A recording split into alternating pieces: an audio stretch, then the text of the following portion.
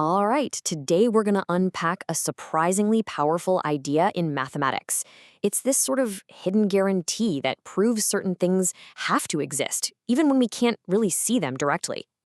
So let's just dive right in with a super simple, intuitive idea. This sentence right here, it's basically the whole foundation for everything we're about to learn. It seems kind of obvious, right?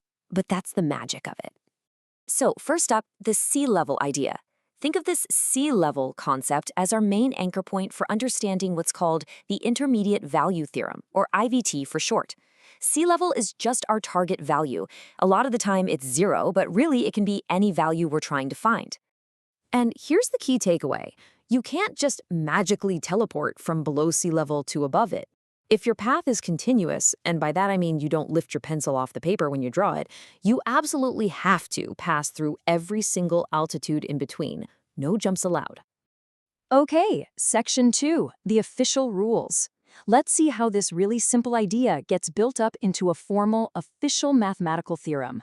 We're about to give our sea level intuition some real mathematical muscle. And here it is, in all its glory, the Intermediate Value Theorem. It really just perfectly formalizes our intuition. Continuous means our path is unbroken. K is just any value in between our start and end points, like our sea level. And the theorem guarantees there's at least one spot, C, where our function hits that value K right on the nose. Now, this might look a little technical, but I promise you it all boils down to just two simple rules we need to check. Number 1, the path has to be unbroken, right? Continuous. And number 2, at least for finding a 0, one of your points has to be below the target, and the other one has to be above it. That's literally it. So let's get into section 3, proving solutions exist. How is this actually useful? Well, let's see how we can use these rules to prove a solution exists, even if we have no clue how to actually find it. This is why they call the IVT an existence theorem. It tells you something's there, even if you can't see it. All right, here's a classic problem you might see in Precalculus. Now, trying to solve for x in this cubic equation, it's messy. But we don't need to solve it. All we need to know is if a solution, a 0, is hiding somewhere between 1 and 2.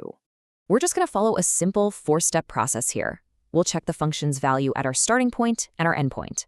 And if one is below the x-axis and the other is above, boom, we've trapped a 0 in between them. Okay, step 1. We plug x equals 1 into our function, and what do we get? -1. So using our analogy, we're starting 1 unit below sea level. And now for our second point. We plug in x equals 2, and we get +5. So we've ended up 5 units above sea level. And there we have it.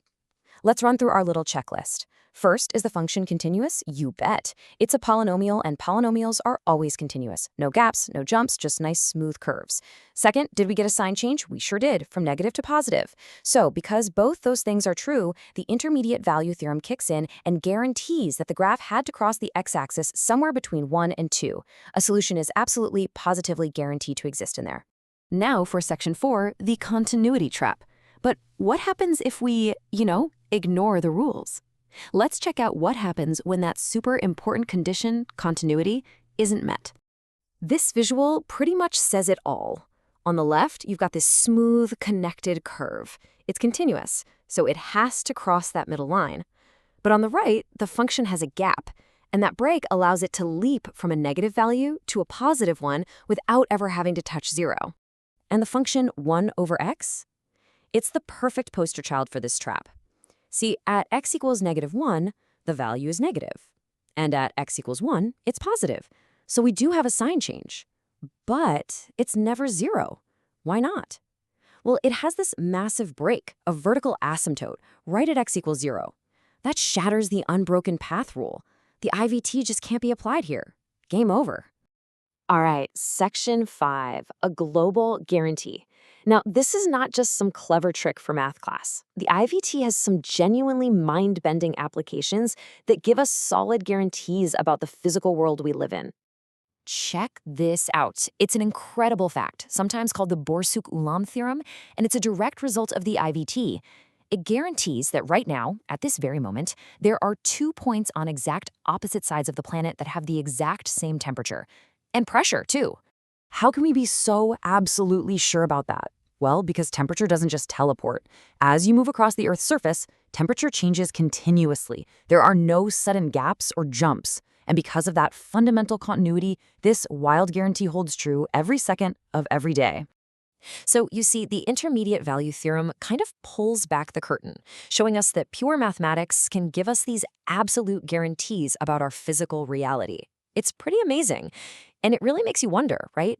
What other hidden guarantees are out there, just waiting for us to find them with math?